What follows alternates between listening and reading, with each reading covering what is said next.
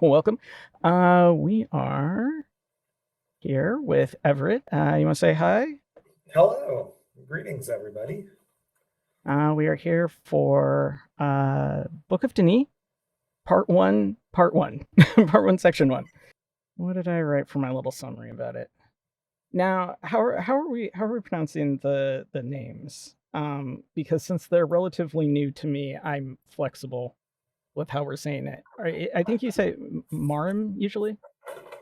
Yes, I think Marum is the accepted. Okay, so Marim Iras and Karad. Yeah, that's what I Carrid. would do. Yeah. Okay, Karad. Um, so they are natives of Averone, which is where Atris and Katran have been doing something for 4 years. I don't know yet because it doesn't go that far, this section. uh, but they've been doing something there, and they're now packing up to leave. So they're destroying and dismantling everything they built up in the last 4 years in accordance with the agreement they have with the elders of Averone. Marm can't imagine giving up the possibilities offered by what she's learned and is devastated that they'll be gone and taking all of that opportunity with them. And then at the last minute, the elders changed their mind because we Mary sued it. We always do. And they want the link to stay open to their world. I, I I felt like it was just the way that it was written was so obvious that there was going to be some kind of turnaround where they were going to be able to uh, welcome Azrael, where they were going to be able to continue to travel or they were going to get to go with them or something like that because I don't know. Just the narrative structure of it was like, well, obviously we're not leaving these people. It very much in that sense was typical Myst book in that it's not exactly a Mary Sue thing, like how all of the main characters in the previous book were just like such Mary Sue characters. Everything that they did when it needed to be perfect was perfect. It's more of just a narrative convenience thing, which these authors also love to do. Um, but I just kind of found it funny, honestly, because it was like, oh yeah, we're totally abandoning these people. That's totally what's happening here, and these are not main characters at all who are going to continue in this story. That's like I think it helps when you've read the previous two and you're like, they don't waste time giving you POV from people who you don't see again. Like that's just not how they write. The only time I think they ever did that was for that one. What was the name of that? Was it Corum? The name of that of Agaris's servant, Yeah. and he had one like 2-page POV section and then never again. Yeah. So it is possible that Marum's being set up as Nephros syndrome, um, theoretically, But it's not likely. I think also I have the benefit of you and others calling for Book of Marm to be a thing, and it's like, well, there's got to be enough about her to make you want more, and I feel like this amount would not be sufficient for that to be true Mhm. necessarily. I mean, maybe like certainly, I'd be down to already to have a book from her perspective. I mean, it's never going to happen because they don't write women to begin with really much. So, I mean, they name a Book of Tiana, and it's like only maybe a quarter from her perspective. Uh, Well, there is a manuscript. The manuscript exists. It's just Rand doesn't so they want to say release it anyway. because he dislikes it. So If he has he said he if said there is he a full doesn't like it, manuscript. at this point, with all the backtracking that he's always done about everything, it's like, how much do I believe anything he says anymore? Um, but if he doesn't like it, what does that say about it? He liked these enough to release them. I wonder if he doesn't like it from a plot. That's what it has to be. It can't be that he's upset with the quality of writing. It has to be from a plot point perspective that he wants to backtrack on something that was in there. That has to be I what it is. I don't know. I mean, personally, the first chapter that is public, not not a big fan of it. So if he wants to do a I'll have to comprehensive look at it at rewrite, some that's point. I'll have and to look at it we at some might point. cover chapter one of the Book of Martyrdom here if down the road Yeah, if you're maybe we interested. should. I mean, I'd be curious about it now. So since I'm on a clock here, let's get into some of the stuff. Do you want to go through slides first, since we have your Yeah, comparison, or do you want to go into the actual text that we have first? maybe it makes sense to go into the text first. Okay, yeah, we'll cover the We'll text go first we'll then. go through as if it's 97, and then we'll Right. Okay. move forward into the future. Into the future. So I found one thing I found interesting, and I did pull a few quotes about this, but I don't need to specifically go into them. Is that we got just in this section, just in like the first four subparts of part one, more physical description of people than I think we got in all of Book of Tiana. Because it's not much. It's not much. Like, we know that Marm's hair is long and braided, and that she'd prefer to have it be short. But that's still more than we got. I mean, we got that Tiana's hair is red. That's like all we got about her. Ever. Literally ever. Wait, And we her hair is have red?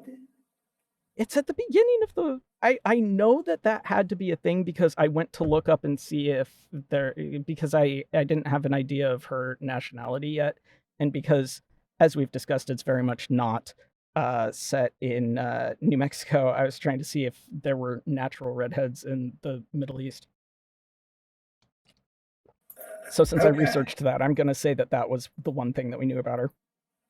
Okay. Um, and we get like clothing, like Atris and Ketron's clothing. We get that. Like, he's wearing one bit that I do want to call out specifically is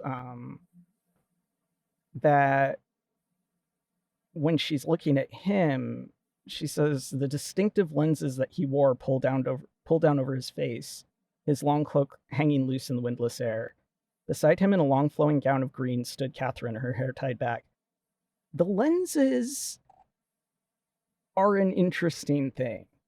And again, now with that plus the long hair, the long braided hair, I think we have at least, if not more than, the physical descriptions we get in all of Tiana. We have now met or exceeded how much we get of descriptions of people. And I know that's not much, but that just says how little they actually describe what these people look like. And the lenses are an interesting thing because in the games, for I'm sure logistical and just like appearance reasons, how it appears on film, um, especially at the resolutions that they had to display it at, he doesn't wear lenses all the time. Like, when he's outside, he's not constantly in goggles, right? But in the books, there is precedent for that. Book of Atris, he certainly wore lenses a lot. Well, I think I can't think of a time when he shouldn't. I can't think of a time when he's okay. There's some stuff in Myst 4 that's a problem. Well, Myst 4 is just, I think we could blanketly say that there's stuff in Myst 4 that is a problem, is just a statement that is true. Sure. I think outside of Myst 4, I can't think of a time when he's not wearing goggles when he should. End of Riven, he's outside. I don't think he's wearing goggles in that, is he? Beginning of 3, he's outside. He meets you outside. I don't think he's wearing goggles then. End of 3, same. Well, Well, I Riven forgot. arguable because it's relatively dark, but Yeah, but in the beginning of three, he comes in from the outside, but he's doesn't he meet you outside first and no, then you go you're in? inside. You're inside with him the whole time. He Okay, well comes in definitely towards. at the end he comes out, they're all scorched Yeah, from the but fire. Kevin tells you him to hurry, Yeah. so he But might. he doesn't have, and it's not like he's in obvious pain or anything. That's true. Yeah, So that's a fair point. but I think the thing is that, like, I wouldn't necessarily expect, given the situation, Mhm. right, where, like, certainly, it's a relatively newish medium at the time, and it it just like trying to imagine them like getting the costuming together for it and everything. I mean, I know by 3 and 4 the budgets would have been bigger, but at the same time, would the budgets have accounted for that? Because at that point, it's not Cyan making it; it's Ubisoft and their subsidiaries making it, Mhm. and I don't think that they're going to allocate a huge amount of budget for recording the videos for Myst titles, Mhm. uh, because it's not big to them, right? It's not, these aren't big titles as far as they're concerned. It's not the kind of game that they mostly publish. Yeah. So I can't imagine that they would have been like, here, have a huge costuming budget. This is totally cool. So I understand, and then also just the appearance of it on camera just might not be what they want, because you can't, not that he emotes very much in the first place, but let's say he did, you're losing some of the acting if you're obscuring the eyes. Mhm. So I understand why not. But it is just an interesting difference that they are still reinforcing that indeed, as an older adult, he is still wearing goggles when he's outside. Sure. And that this is normal to Marm as far as she's concerned. Mhm. And I have So confirmed at the opening of Myst 3, he is wearing the goggles around his neck. all right, so they exist, but he doesn't have them on. Yeah. Yeah, and he doesn't have them on at the end when And he. he does not have them anywhere. He's just kind of soot Right. covered mess at the end. Right. Yeah. Okay. Yeah, yeah. So at least they exist. At least they exist. I Mhm. guess that's something. But it's clearly not uh in game world. It's not as important a thing as it is in book world. I think it makes sense that it is the way that it is. It's just interesting that they're continuing to reinforce something that they're surely by 1997 certain that they're not going to be able to do in game. Mhm. Like maybe in 95 it's like, well, we could have him wear goggles next time. But by 97, like, Riven has come out, it's done. They know it's not in there. Like, he knows, and they're still Mhm. going to put that detail in. Determination to stick to your guns, I guess. But I just find it kind of funny. And again, just interesting that we get any physical description of people. Um, and I guess we're just like, as far as the books go, we're just reinforcing, like, okay, well, he has Dini eyes, like he definitely inherited that in his DNA, because I don't think any of his other heritage, certainly not the human heritage, would it basically require goggles to be outside. I mean, I don't know anything about the Amads, so I can't really speak to that. Are they underground people? I mean, somehow I doubt it, but I don't know. It appears the answer is no, but But we yeah, don't we don't know for really. sure. Yeah, yeah, hard to say. Um, but so that was, I just found it interesting that we got physical descriptions. It stood out. I mean, the writing does feel different in this book than it felt in the previous two. However, Then we get things like it just being incredibly convenient that the elders are all of a sudden like, we changed our minds because it's what we need to be doing. And then it's like, oh yeah, welcome back. This is a Myst book, right? Narrative convenience is totally a thing that we're gonna do. So but the writing overall, I would say, is actually at like a sort of a technical proficiency level of like if you're grading it as an English teacher, I feel like an English teacher would be happier with this so far. It may not continue, but so far than the previous two. But they are still very guilty of telling and not showing. They do love to do that, and that does continue in here. Mhm. But the main theme I felt about this section, at least, in terms of like what I was thinking a lot about, was how cruel this paints Atris and Katron, particularly Katron, because she should sympathize with these young people who Mhm. get to see that there's more out there and then are having it taken away from them. How can she turn around and do that to these people when she refused to allow that to be done to her? You know, she didn't let herself get shut out of it. She learned the art. She was pretty dedicated to it, and then she stole books so that she could use that to her advantage. And so, how is she cool with this? uh it doesn't seem like she should be, and it just like it makes them such unlikable people right at the beginning of the book, where it's like, first we have the prologue where Atris is really giving yen. This is very Myst 3 Atris to me, uh which I do still find interesting because I felt playing the games, not having read more than like 75% of Book of Atris back in the day, um it felt like Exile Atris was out of left field, journal wise, not acting part wise necessarily, but journal wise, he was very much more like full of himself. It felt, and very sort of Denis superiority a bit, and it felt wrong. It felt tonally incorrect. But here he is. This was written in '97. There was precedent already, for sure. Mary didn't pull that out of her butt. Like, they wrote it. Mhm.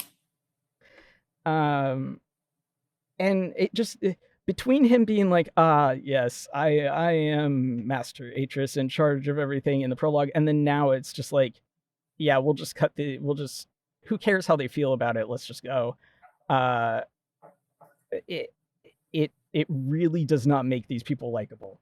And it's like, am I supposed to like them? At this point, I'm genuinely wondering. Well, it's certainly true that this confirms that Atris and Catherine have gone back to their old ways of Yeah. doing this, uh, these short visits to ages and then leaving. Well, I mean, 4 years is, I mean, short in a span of time, but it's like it's it only enhances the cruelty of them abandoning these people, because like they gave them enough time to really get familiar with the idea of having books and the art and travel and everything, and then they're like, yoink, we promised your elders 4 years ago, so bye. Yeah, and that's a good point. I mean, four, four, 4 years is somewhat longer, so maybe they've gone back to their old ways at a slower pace. Maybe we could Yeah, say. yeah. It does make me wonder, like, how are they thinking of this? Because we don't get a huge amount of insight, at least yet. I mean, we do get something that's half-assedly Katron's point of view. It's not. It doesn't really commit to being her POV the way that it does to, say, Maram's POV section, but we do get a little bit where it's like, oh, she felt bad. Okay, great. She's still doing, like, she's not protesting. She's not like, Atris, we can't. do this to Mhm. them, or at least we're not shown that. And I feel like that would make her more likable in this book, Mhm. certainly, if we did. But that section felt like it was not committing to be either one of their POVs, but that it was both of theirs, which was again another one of their things they do when they write, where they don't commit necessarily. They do sometimes switch like that, which is annoys the heck out of me. Mhm. Because it's like, all right, so whose head are we in right now? Because we're not generally third person omniscient to seeing inside everybody's head in a single section. And then sometimes it's like we see two or three people for reasons. I don't know why, but bad writing. But she's not objecting to this. She's just upset about it, and it's like, well, where is the young Katron who basically would put Atris in his place all the time? Where did you go? I would love to have you back. Mhm. um, but yeah, I just really felt like overall this section was like, wow, they're awful. They're being awful to these people. They're not taking any of this into consideration. Like, I understand that we're making a big deal about like he doesn't go back on his word, right? Mhm. But at what point is it morally worse to keep your word and harm people than it is to break your word in the service of not doing more harm? I mean, I guess I don't know at what point necessarily. I mean, there's not a black and white answer to that. It's just like this seems very callous Mhm. to be doing, and especially for her because she should know. She should know how this would feel. Well, at least, I mean, I don't think that they can break their word. I mean, if they were to break their word, they would be staying in the village by force. Well, but they don't have to stay. They could take the young people with them. Is what I'm saying. Like their word is to leave things unchanged, essentially, and taking people would change it. Well, but it seems like I was somewhat confused about when Atris gives them the books. I thought that was wild too. Yeah, I was like, what are you like? This breaks your word. I don't understand what is that. Like, you can't have your cake and eat it too here, guys. Yeah, and because it seemed like he was trying to do some sort of middle way, Yeah, yeah. which he Where did where without he's consulting Catherine. I which noticed. also was weird to me because it seemed to me personally like character wise of the two of them, the person who would do that is her, not him. That he wouldn't even notice that Mhm. they're upset or that they would be upset. I mean, Yeah. Myst 3 slash Book of Marm, or not Book of Marm, sorry, I wish.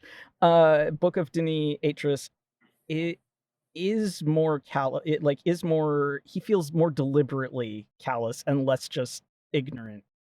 But typically overall character wise, I would say he just doesn't perceive these things. He doesn't Mhm. perceive that his children need him or anything. He doesn't perceive how any of this would make anybody feel. Like it's not that he's trying to be cruel or that he's trying to be cold. It's just he just doesn't notice that this is a thing that Mhm. he's doing. Um, but in this one, he feels overall colder, and then yet here he is actually perceiving that they might want another way out. And so it did kind of feel a bit like by giving them the books, the idea might be sort of here's an out, but only if you learned enough to use it. Mhm. I mean, we don't, or at least we don't find out here. I don't know if we ever see inside the packages, but we don't know whether these are completed books or where they could just Oh. Mhm. Mhm. use them, or whether they would have to write something. Like, is this a blank book? I don't know. They just say Denis books, so I don't know. Yeah. Unless and until I get to see inside the packages, I feel like jury's out. It could be either way. But assuming that they are blank, Mhm. They have to have attained a certain amount of skill to do it. Yeah. Which, given the way that Gen raised him as a teenager, I can understand how this would seem normal to him. This would seem fair. Uh, but it is also wild because he's also the one who is so determined to not break his word, right? And I feel Mhm. like if anybody was going to give them a possible out, it would be Katran. Like, why wouldn't it be her? She's the one who's upset about it. I don't think that he's upset particularly. He's the fact that he perceives that there could be an emotion is already kind of shocking. Uh, but I don't. It was weird. It was weird that he's sort of taking this middle road where it's like, we're not changing anything, but also here are books, a major thing that Mhm. absolutely will change the trajectory of your lives, assuming that you can use them. Like, what are you, what are you doing, sir? What is this plan? And I kind of assume that we're not ever going to get clarity on that, honestly, as to whether that is a thing, that we find out what his thought process was. I doubt we will. I feel like we would already know if we were going to, but maybe we do. Maybe he explains something to his wife later. I did pull a little quote about. Oh, here's one that really reinforced the feeling where I was like, am I supposed to like these people? Because this is when this is before they meet Mhm. together, when Marm's just kind of sulking at the edge of the village, I guess. Mhm. They saw the excitement in their children's eyes, and to them it was a threat. That's the elders. That's of the elders. Atris had understood that. It was why he had agreed to destroy all that he had built here once it had served his needs. And I feel like ending that line specifically with once it had served his needs, like, Yeah. yeah, there you go. He's really absorbed the Denis mindset. Apparently, that is very much something that is. It's very Denis of him. So if he's really interested in that side of his heritage, you know what? Good job. You've done it. You're there. You did it. Congratulations. You are Denis now. Uh, that is very in line with, because they just don't care about they're not people to them as far as they're concerned. Well, and it's not just Dunny. I mean, I guess perhaps the Dunny um, collectively Yeah, did not that. individually necessarily, and not historically, because Kedri was able to find the precedent that people from other worlds were more integrated into their society at one point. Yeah. But by the time that we see them, they very much consider, if there are surface dwellers in worlds they go to, they very much have that sort of, it is their place to be used Mhm. as slaves, essentially. But I think my point is by having it be society wide, Mhm. and particularly because the Guild of Maintainers are going to have all sorts of regulations. I mean, I Right. assume that the Guild of Maintainers have, and maybe I would apply, maybe some other guilds would be involved too, but at least the Guild of Maintainers Probably. would have protocols for the indigenous populations, right? How You you would interact assume, with yeah. them, right? What you can tell them, what you can give them, what you can use them for. There's going to be some sort of set of rules for that. And I think because Yeah. it's implied that Vievis is mad that Catherine is, or that Anna is not being held to those limitations. And that seemed to be implied in some of his frustration. So by having that system, it's at least a system. But Atris is not borrowing from that system at all. he's borrowing from Gen, who's just Yeah, who just to a took certain this, extent. write as many books as possible because we need that to make dining great again, as he pointed out. Well, I think Uh, for Atris, he's not doing it for that reason. It's just his attention span for a single age is very small. That's the right. impression that I've gotten overall. Like, especially reading the journals in Myst, it's like he always just wants something new. He's not Yeah. interested in sticking around and learning something in depth about, like, he's not going to immerse himself in the culture of Channelwood, for example. He's just going to like visit, go, ah, cool, I've learned a bunch of stuff, peace out, I got a new one. You know, he just doesn't have a long attention span for it, has been my feeling about the reason why he would have so many. But I think that that lack of attention span comes from the lack of discipline that's forced on him from being in a society. Yeah, I mean, This, he is not learning.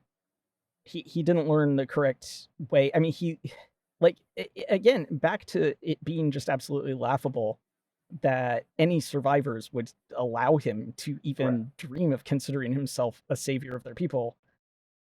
First of all, he's only a quarter by blood, and second of all, he learned the art from somebody who already didn't learn it properly. Yeah. So how could you even possibly pretend that you know what you're doing? You don't. I mean, he obviously doesn't, but not the way that they would consider it. I mean, how much you can take the way that things appear in the games as canonical is, because we have memory limitations and things that make the world smaller than they could be.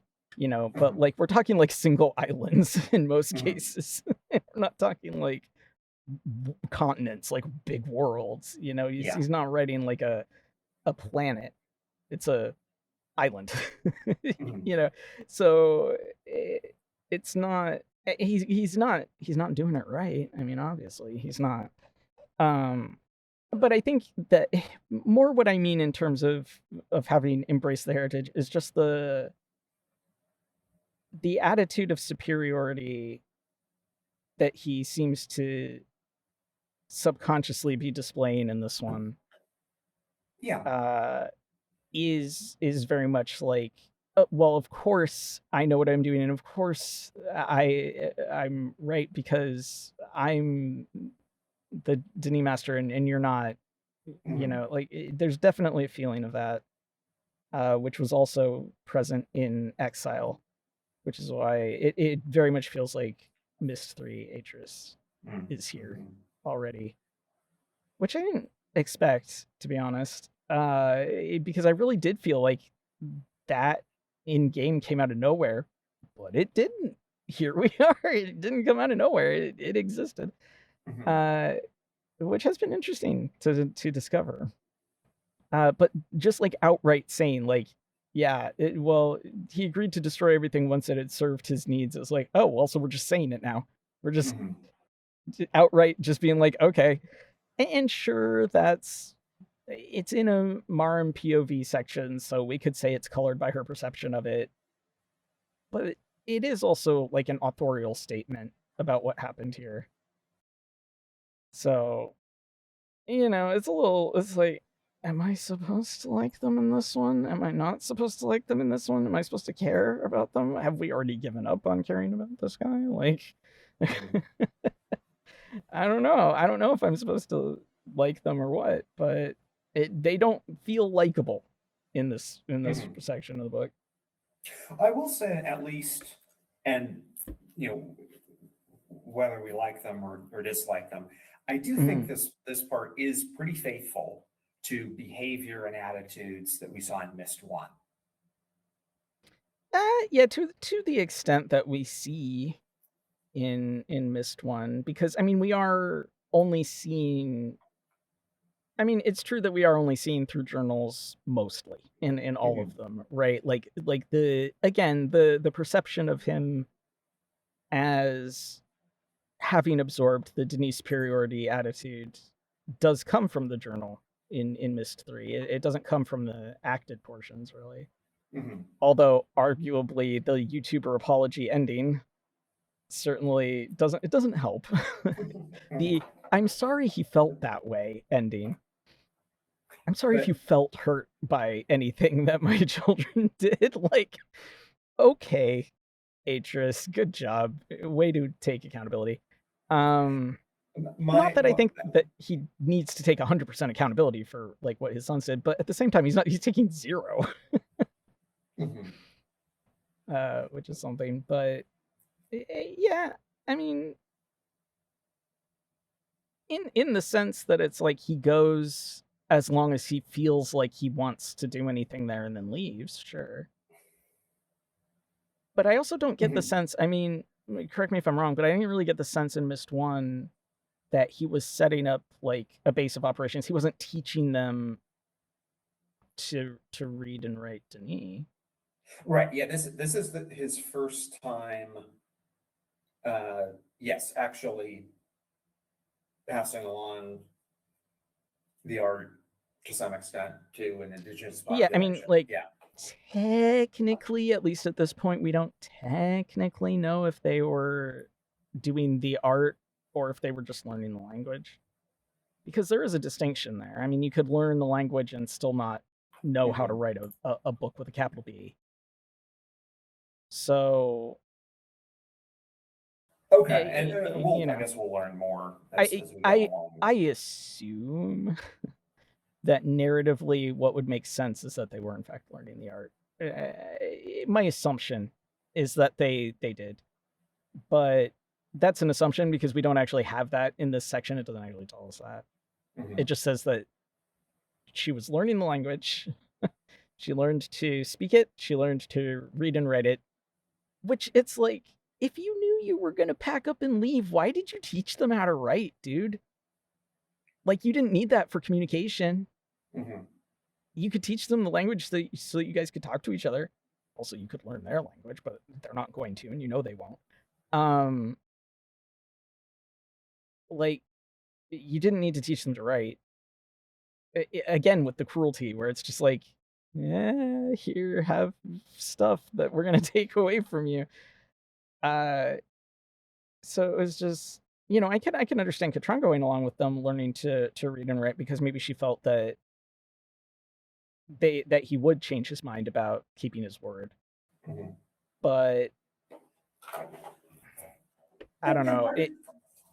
part of it is that the uh, part of it is the aspirations and the uh, well, the aspirations of the indigenous population. Mm. Because looking back, I don't know if I ever thought about it, but Emmett, Will, and Branch never asked, "Hey, can we learn how to do this?" They I just mean, seem disinterested in that. yeah. So far, we're not sure how much they asked to learn. I mean, what we know is that the young people were very curious. What we don't know is Mhm. how much they specifically requested. Although it does seem as though they wanted to get involved in literally anything these strangers were doing, Right. which would have included, up to and including writing, because obviously they would have been doing that as well. Yeah. Uh, It seems so like the Averones were particularly attentive and and at least the interested. younger generation.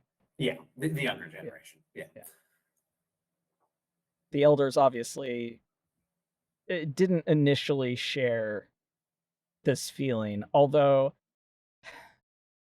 I really had a problem with the turnaround at the end of this section because I'm just really struggling to imagine a situation where it makes sense for that to have happened. I mean, I'm letting it go because that's just how these guys write.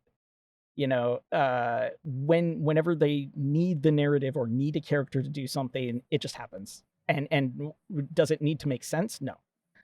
They never have cared about that. They're not going to change that now. I mean, as much as their writing can overall be better, they're not going to change the core problems that they have. I don't think. Uh, and I mean that is among them the high school level Mary Sue type writing where we're wish fulfilling. We're not. writing things that psychologically make sense. But um, I'm really struggling to imagine a situation where you have this older generation who are very determined to be, like they are most definitely set in being determined that they're going to be isolationist essentially. They don't want this new information. And then all of a sudden at the very end they're like, but we saw how much you kids liked it, so we just changed our minds today. Like, really? Did you though? It just doesn't seem right to me. It just like that's not how people seem to work. Maybe we could say the Avernese are just different people. They're not. I can't apply human psychology to them, maybe, but that's the most generous I can be about it because I really don't think that there's a whole lot of psychological precedent for this kind of turnaround. But again, like I said, after this, I'm gonna be letting it go because there's no point. That's just how they write things. But it is. It was like I think I literally wrote in my notes, "Welcome back. We're back in a Myst book." Like this is just how these guys do things. I don't know why I'm expecting it to be more, except that I don't know. This one so far does seem kind of better written overall. Um, but yeah, I mean, the young people certainly were decidedly curious and interested in what was happening with these strangers and what they were doing. Mm-hmm. Um, so it's I don't know. I mean, it weren't some amount of like Will and Branch and what's the other one? There's three of them. Emmett. Emmett, yeah, yeah. Um, to some extent, weren't they described as curious? But I don't think they were curious so much about like wanting to know how it worked or anything. Well, their curiosity was limited to the lighthouse project. Mm, They were really into that, but it never seemed right, to occur to them to be interested in more stuff. right. Which I mean,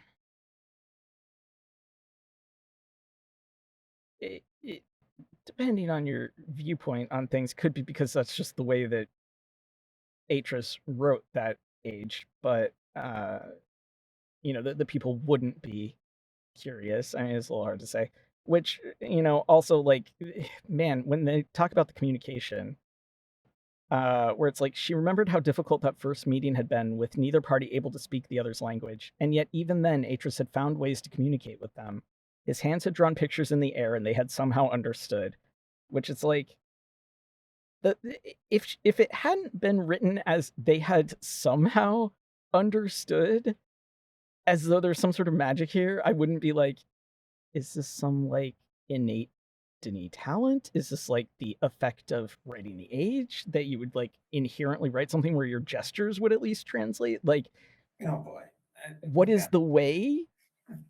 What is this somehow understand? It's just I don't know. It implied something a little bit more supernatural to me than just like, I don't know. They just sort of eventually got across a meaning, but it's narrative convenience again. Ultimately, I that's think what it partially is. it's just by this point, Atris has done this so many times. Yeah, I mean, That there's a certain amount of that, I think, but me and my brain are like, but gestures aren't necessarily the same across cultures, so it's not necessarily going to help. But I have to let that go because obviously that's how they write, so that's just gonna have to be how it is. I'm just gonna have to let it go. But it did bother me a little bit. Um, and it also bothers me a little bit because they're leaving so much stuff on the table where they could go into that he learned how to communicate with other cultures, or that there is some sort of supernatural, or I'm sorry, like scientific, because the art is not an art, it's a science. I love how it's called the art, and they're all like, it's a science. That's still funny to me. Because it's like they literally name it the art, and then they spend all of their time trying to tell you it's science. Uh, like they could go into that. They're not going to, but they could, and it would be really interesting if they did. And that's frustrating because it's like I don't know, tell me the interesting stuff. But you won't. Uh, so yeah, I mean, I don't know if there's something more to that. We'll never know, but yeah. I did have a little bit of a bone to pick with something that Marm says about, and this is, I think, a function of her being young. It actually kind of works to characterize her, but I don't think they meant it that way. And this is when Iris and Karad come to get her and say, Adris wants to see them. Iris watched her a moment, combing his fingers back through his dark, fine hair, which again, we got a physical description of this guy, like shocking. Then sighing.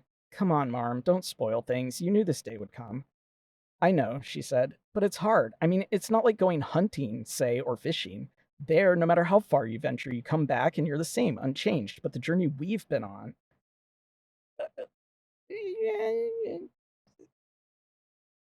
it's just because it's normal trips doesn't mean you always come back unchanged. You could have a life-changing moment in something that is otherwise very ordinary.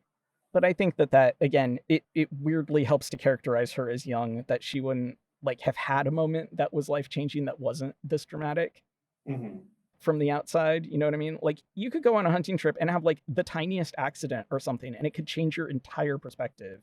Or you see something in nature, see some interaction of animals while you're out, and that changes your entire perspective on the world. Like, the smallest things could be life changing, could be a journey that to somebody outside of your head, it doesn't feel that way. But she doesn't see that. I mean, she's young, and as a young person has had this massive life altering experience. So of course she only sees things in terms of these huge swings. She's not going to perceive the idea that something subtler could be just as life changing. So in a way, this does characterize her better, but again, I don't think intentionally. But it does also, that whole scene sort of is again speaking to how cruel this whole thing is, where they're just, yeah. But yeah, go ahead. Did you want to do slides? Because I can bring those up if you want to do that. So we can do. I had a couple points Okay. to bring Yeah, up. go ahead. So one is we skipped over the Ejima Tarak, book 7, verses 3:28 to 31. Oh, the quote. Yeah. So I do just want to note that, and this quote, the first quote, I have no idea what was going on in the first quote. The second quote, yeah, I don't. Yeah, that's why I was kind of like, I don't know yet. This one, I think what it's saying is that even when someone doing the art makes a mistake, the people, because I think it's talking about micro art, that the people in the age will still see it as this profound thing that the person's doing. So anyway, but also I will note that thus far, and I think I might revisit this after your last commentary, because I find Vietas to be just a really problematic character. But thus far, he is transcendently asinine, as we know. Yeah. I've been saying that the worst character in all of Myst is Phil Henderson. and part of it is just I find his poetry obnoxious. In general, I find poetry that just the idea of bringing poetry into Myst has never gone well. And this is, so in terms of things that you don't think exist, this is one of those where it's like, this is our first introduction to poetry, and I'm not sure it's going that well. Yeah, I mean, I don't know if I want to make a blanket statement about poetry in general, although I'm not a huge fan of the genre. Poetry to me should be reserved for song lyrics. Not for just reading it dry has never really done much for me. I also feel like the sort of culture around interpreting poetry is very snooty. I don't really enjoy, but Mhm.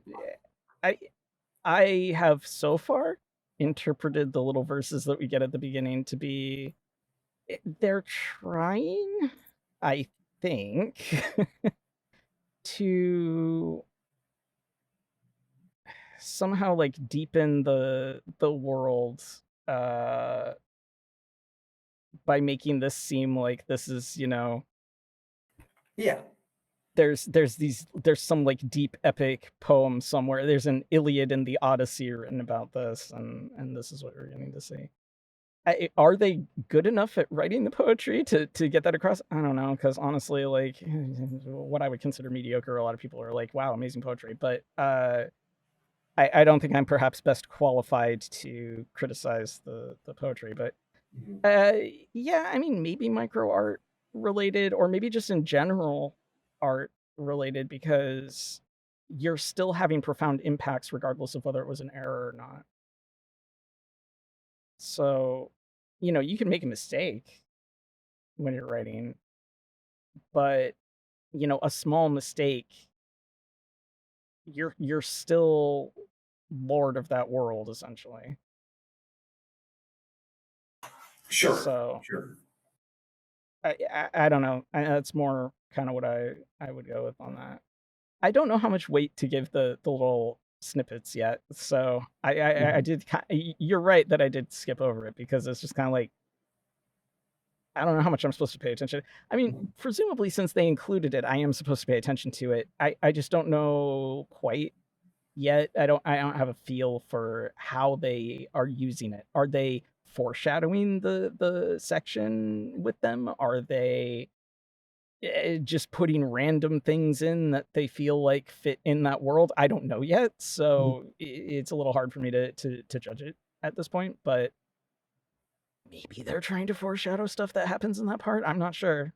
I guess I'll find out. But Mhm. you know, And this is um, not a new style. I know both Richard Adams did this in Watership Down yeah, yeah. fairly I mean, effectively, yeah. and This Frank isn't Herbert unique to them. did it too. Yeah, it's certainly not unique to them. They're definitely trying to feel like that kind of literature. But are they that? No, they're not. But they want to be. Mhm. Yeah. Uh, I would certainly not put them with Watership Down, but they may very well put themselves there. I'm sure they do. But I mean, my opinion of the authors here is not super high, and I feel like it goes down every book that I read from them. So we'll see. Although, again, like I said, I've been just pleasantly surprised by the quality of the writing so far in this one. It Well, does feel like somehow they learned something. I will say one thing that I will complain about is the use of, and I think this has been going on for a while, but Mm. the excessive use of, in Latin, it's the vocative declension. I don't think we have a word for it in English, Okay, you're gonna have to describe it but because I don't know what that is in Latin. it's when you're addressing someone and you use the Mm. noun of their name and put it in the sentence. Oh, yeah, they do Even that a right, and lot. because grammatically it floats outside of the rest of the grammar of the sentence. Yeah, yeah. And I counted 13 in this section. I counted 13 uses of the vocative declension. I think And that you've just named something that I subconsciously have noticed. mhm, But like because I didn't have a term for it or anything, all I could do is put it under the category of the writing is clunky, mhm, which is not a technical term for what's specifically wrong with it, but it would fall in the same category to me as how often, for example, they use he said, she said, mhm. even when they don't need to. I mean, sometimes you obviously need to, but they use it when it's like you don't need to pause here and say that. You can Yeah, just keep the quote going. I mean, that's fine. yeah. But I have heard that But a sign of immature writing mm, is excessive use of the vocative because okay. I think writers tend to I would agree. overestimate its use compared to what we actually do. Yeah, yeah. I think that's something that I feel like again, it's something that I know subconsciously even without knowing the word for it. Mhm. I think you pick it up by having read a lot, uh, which makes it surprising that an author, a published author, David Wingrove, could get to that point in his career and not have absorbed that somehow subconsciously. Mhm.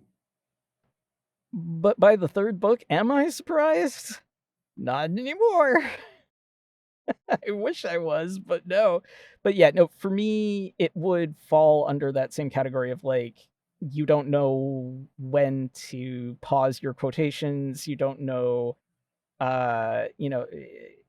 like again, just interrupting a sentence to say he said, just to make sure that you know who is speaking in that Mhm. scene, when you shouldn't need to be told because you should be able to figure it out.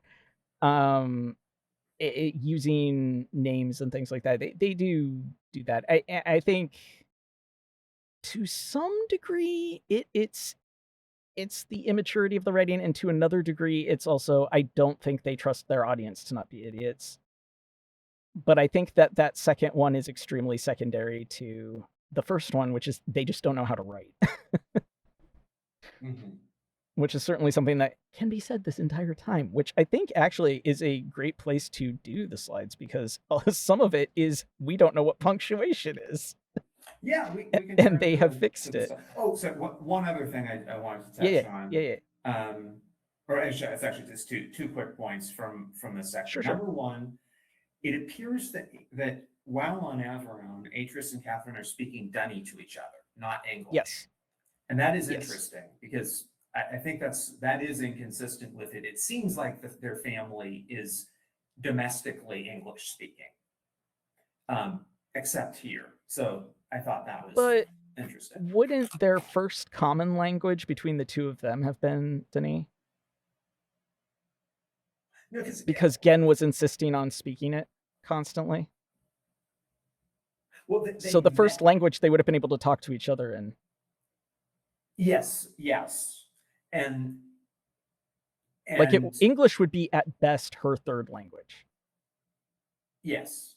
Okay, and maybe that's true. I mean, maybe Atris and Catherine in their own private communications, Yeah. because this is um, well, this is the first time in a while we've seen the two of them talk to each other.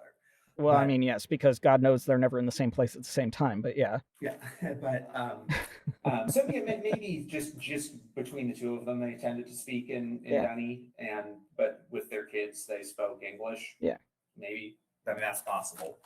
I would imagine that the kids are at least bilingual between Denis and English. I mean, especially because they can write, but with the capital W. Yeah. Um, but the first language that the two of them would have spoken to each other would be Denis. So Mhm. it kind of makes sense to me, honestly, that they would, because Yeah. it feels like a habit that they might be in. And again, as you've pointed out, we rarely see them in the same place at the same time, and so we don't really know how they Mhm. are to each other. I mean, obviously, when we see stuff in the games, they are speaking English because that is the language that it's narratively written for us to understand.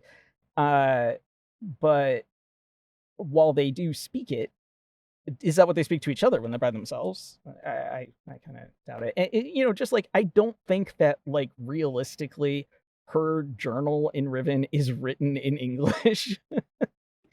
I don't know why she would write it in English. That doesn't make sense to me. I mean, maybe to try to hide it from the other Rivenese people so they don't know how she feels about like what they're doing. But other than that, like I really don't see why she would write it in English. But you just kind of have to let that go. Sometimes it does kind of make sense to me that they would speak Denis to each other. I Yeah. didn't really think I, about it. I, I actually, and we've talked about that a bit before, but it does make sense because she is trying to keep what Yeah, she yeah. clearly does not want Them um to to know to for the she would but she um would know that Gen surely speaks it. mhm. But I I think mean, it she's does to banking on us keeping it from him, from. and and also we read it Well, yeah. and we can't read I Dunny. mean, Okay, yes, obviously, yeah, but still, like the fact that we read it is just convenient. But uh, anyway, I don't think it's wrong necessarily for them to speak it to each other because it would have been their first common language. So Mhm. perhaps if they're having like a renaissance in their relationship at this point, for example, maybe they've gone back to that if they Sure. didn't Yeah. already do it. Yeah. That makes sense. The other I, I thing. I'm willing to give them that one. Okay. Okay. That's a valuable point. The other thing is, it was really interesting, and I completely forgot that this was in this text. It Hmm. says the Atris ages, quote, a quote, tiniest bit slower, Slower, close yeah. quote, than I, Catherine. I I pulled that too. I pulled And that too. and what that implies to me is possibly that means that the Rivenese live much longer than humans. That's possible. Possible, yeah. But I think more likely what it's saying is that Atris's 1/4 Dunny is only enhancing his lifespan somewhat. Right. Yeah. And um, That was more my interpretation mhm. of it because he is only a quarter. I don't know how Yeah, much extra lifespan you're getting out of that. yeah, and I had completely forgotten that that statement is in there because obviously choices will be made elsewhere in the series to totally ignore that, and I'm just so used to that Right, that. right. Well, clearly at this point in 1997, they decided that he was going to age tiny bit slower. Mhm. And yeah, so that's Um, really interesting, and it makes Now I sense. I had mean, pulled it not just because of that, but also because of the there was always the consciousness that one day he would be alone without her by his side, but that only made him savor each moment that much more. And I wrote, really? Seriously? Because his actions in the game certainly contradict this. He spends as much time away from his family as possible and only seems to care for her when she's taken away from him and he can't just go home to her. yeah, yeah, Like, sure, you savor every moment. Okay. All right.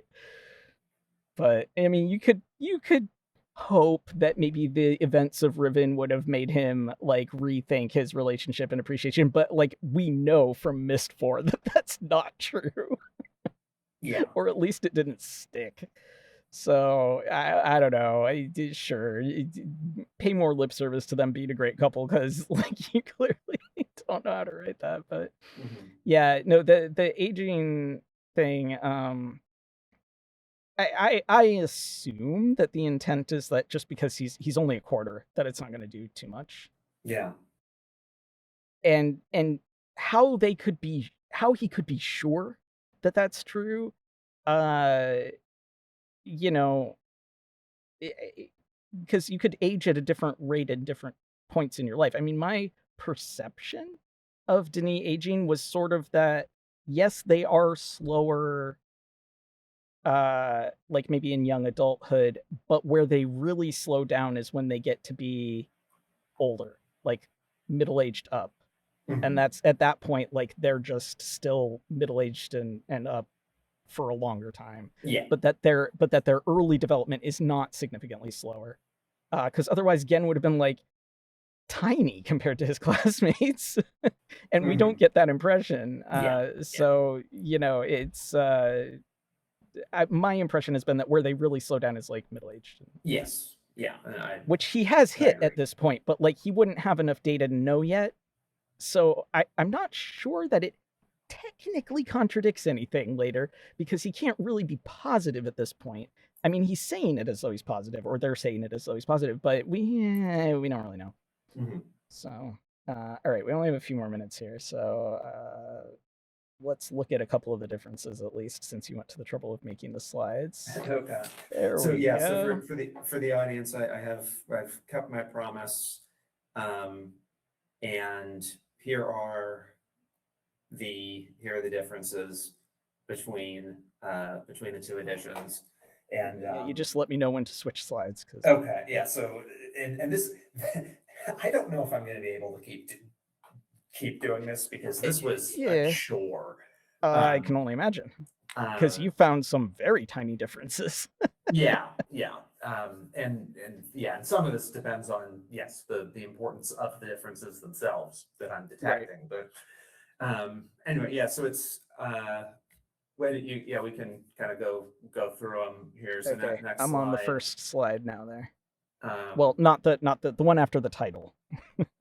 okay. We're on the first difference here. Subpart 2, paragraph 5, sentence 1. Yeah. And yeah, so the difference is the final word. Did my red marking disappear? Did you? Yeah, I guess, because Oh, there were no red things at okay. all. I sent it to you with red highlighting on the actual different word. So I'll Interesting, have to because try that and get didn't that. translate at all. I don't know. Okay. I don't know if it's a difference between like OpenOffice and PowerPoint, but I mean the difference is here. I just circle it. Yeah, That's what I it must. is. Yeah, there we go. Yeah, I must try a different thing next time. But yeah, so we changed from right to uppercase right, Yeah. and I'm okay with that one. I mean, Yeah. obviously it's, we're talking about the art as opposed to Right. regular writing, and it's Yeah. Anna I who mean, we're taught him how to talking. lowercase write, and it's Gen who Right. taught him the uppercase write. So okay, Yeah. that's fine. It makes sense. Yeah. I don't think that one's too egregious. Yeah, I mean, the ultimate question being is was this worth paying 19.99 for? But, Probably not. but anyway, yeah. So uppercase right's the first one. Next one, is It's the comma. yeah. So yeah, there's a comma, It basically and several of these are they learned what commas are, yeah. So here, yeah, here we had two independent clauses that were not separated by a comma. There is which now a is comma, so that one is I've correct. complained about their lack of commas.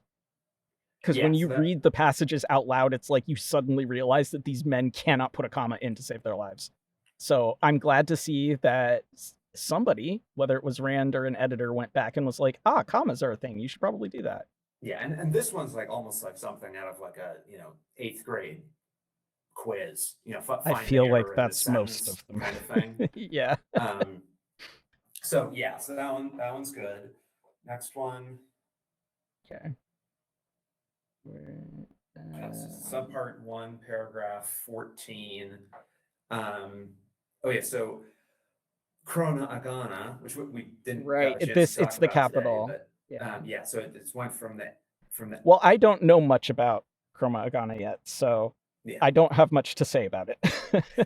That change is correct because we do when we do see apostrophe porn, typically we do see lowercase afterwards, except on the back of the print, right? In the edition, right, where we were talking about how it's uppercase D apostrophe Yeah. uppercase N. And Generally yeah, speaking, yeah. So Corona generally Agana speaking, is we do. Yeah. now put in more Agaris's consistently. name is a exception Oh, because it's A apostrophe capital G. that's a good point. But that Interesting. may be because it's a personal name. I don't know. I don't know. We don't have enough names with apostrophes to know if there's a convention to that versus places. That So could be, yeah. I can't really speak to that, but just there is a commonly used precedent in a previous book for capitals being fine. I mean, it's not standard, Yeah. but it's not without precedent either. So I mean, I don't think they standardized very much, but here they're trying to standardize something. So we'll Yeah. give them points for trying to standardize. Also, I found it funny. I'm like, oh, look, this is the infamous M dash where they say it's AI if you have that in there, but this was in that beautiful period where you could actually still use it and not get accused of that. Oh, I use M dashes I know, I use all the them too, and time. it's like, I'm not writing an AI, but you're ruining the M dash for me. All right, Yeah. So anyway, it's at least consistent with the Whoops. Dunny word that appears in the same Yeah. sentence. So Yeah. Here we have another comma that we learned how to write text properly. Yeah, this one is kind of a stylistic. So switching from a period to a comma, This one, stylistically. I think that the period is fine in this one. Mhm. It's not. not every author would write it that way, but I think the period is fine in this sentence. It's structurally fine, but the comma feels more normal to me. Yeah, and it's because because obviously then sighing is not a sentence, so Right. they're breaking this. This is the grammatical rules are out the window. We're using more kind of poetic, Yeah. uh, optional But I stuff. also feel like I've seen people do it with a period like that, even though it's not a full sentence. But I mean, it's not great, Yeah, but I feel like it is something you can at least get away. Like it's okay. It's not their worst grammatical crime, but the comma is definitely better. yeah, I guess, and I have seen sometimes. I think typically in a quotation that's coming after a Mhm. comma, you would have the first word be lowercase. But I think I have seen sometimes where the opening of a quote is uppercase, even if it is mid Right. sentence. I feel Um, like this is the uppercase is perhaps a more modern accepted way of doing it. Maybe. I mean, I Like certainly a if less formal way of doing it. mhm. I certainly if I had made this change, I would have also lowered the C. Yeah. But anyway, that's so that one's that. I I kind mean, of look, they put a comma in. I'm just going to be grateful for that. And this is the exact same thing where they've done that. And this one, you can't talk about the capital because the capital is an I. Yeah, yeah. So he and But again, yeah, this is yeah. I the mean, I same. would have written it the way they changed it to. Yeah, so would I. Yeah. Theoretically, the original was okay, but Yeah, this I, one's better than the last yeah, one. But the comma is definitely an improvement. yeah, These are an editor went through and looked at it and was like, "Wow, the last editor didn't catch anything." yeah. Uh Uh, and next this one. one Oh, we've just changed this yeah. to So lowercase. okay, so no, no. So and this is where I had color markings that are Oh, didn't we translate. also have that. Yeah. So I am not including differences in the beginnings of sections. The two editions have some capitalization of the first few Uh, words, but they okay. differ. So there is an example of just the difference in where the capitalization Okay. stops. So that's not the difference. The Okay. The difference, difference or at is least I'm not, here. for purposes of this slideshow, I did not include that difference. I'm considering that to be not a change, Okay. but it's yeah, it's the period. So that is the introduction of a typo. So Yeah, this which is one's funny. terrible. They went from nothing. They actually made a problem with Yeah, that they made a change. problem, which yeah, is pretty funny, honestly. Mhm. They And tried. We and got more commas than they took away, so to be fair. the one thing that is interesting about this that makes me a little worried is that Hmm. um, the so that for the 1997 edition has a different font for its Mhm. the opening line of a section uses a different font, and that font has extremely similar commas and periods. Mm. And Yeah, so you know I'm what? You got a point there. and so I'm wondering if what happened is they didn't start off when they made the 2025 edition, they did not start Right. off with a digital text, but they actually Right. ran They looked at it. Yeah, or OCR, yeah, and that is how that's how the error got introduced. if that's what they did, if they ran OCR, I feel really bad for the editor. My heart goes out to them because that would probably be awful. Yeah, well, and also have your heart go out for me because, Yeah, well, but because this is you went into a lot of detail with yeah, this. but I just um, it's weird that you would not have a digital copy of your own text, but maybe that is what Yeah, it is, yeah. and maybe that's a something. Well, I I mean, in mean, that's weird. '97, like, I suppose you could have a typewritten manuscript in '97. It's not likely, but yeah, I don't know. That doesn't seem. Yeah, Yeah. this next So one is weird. They've removed a comma. yeah, so this I is don't know if the it's better or worse. To be honest, I could read it both ways. It doesn't really seem to. It yeah, I think changes the pacing, but yeah, my in my I think I would have written it in the 2025 way. I would have written it Um, in 1997. But I abuse okay. commas, Yeah, yeah. so as much as they leave commas out, I put too many commas in. So like, I'll admit that right out that 1997 is how I would have written it. Um, it's how I would read it if I were reading it out loud. I would put a pause there inherently, but I don't know. I think it's correct both ways. I don't know why you would take it out, but sure. Yeah, It's yeah. So fine. I think I'll agree that one's stylistic. And it depends on, some people are more liberal or conservative with their usage of Yeah. commas, so that's just the difference there. I just buy commas in bulk. That's how I do things. Yeah. So, Yeah. And then and then just we one have the last one. capitalization of Kurma Agana again. Yeah, and then one more of Yeah. those. Yeah. So that's what the grand new product from Cyan is so far. Now I know that there will be There bigger are changes. textual There's differences at some point, there's surely. more to come, but that's where we are so far. And I I was think kind of maybe expecting. don't beat yourself up looking for commas, though. Like that, we can just assume that they learned what a comma was, and then you don't Yeah, have to go to the trouble of we'll looking for it. see. And if there's any audience feedback about whether you Right. enjoyed this, I let mean, me know. if you like the commas, Um, I'm not going to tell you you can't do it. I'm just saying, what, if it was a lot of work, we'll just accept that commas were learned and that was a thing. yeah, So and yeah, it could be that I will digitally need to track the differences, but maybe when I come back here, I'll report just the more important yeah. stuff. But yeah, we'll see. I will Since reassess we're my running life. out of time here, since I got to Yeah, get to the yeah. thing, do you want to decide how much more to do here? So yeah, I was um I was thinking, I was kind of looking at a good break point, and there's um I mean, one approach is to push all the way to the end and try to go through the rest of section one. But a breaking point That's is in. probably too much to do in one session Okay. of this. Then I would say that I did find kind of a breaking point at the end of Okay. subpart 11, which ends with Okay. this once. Okay.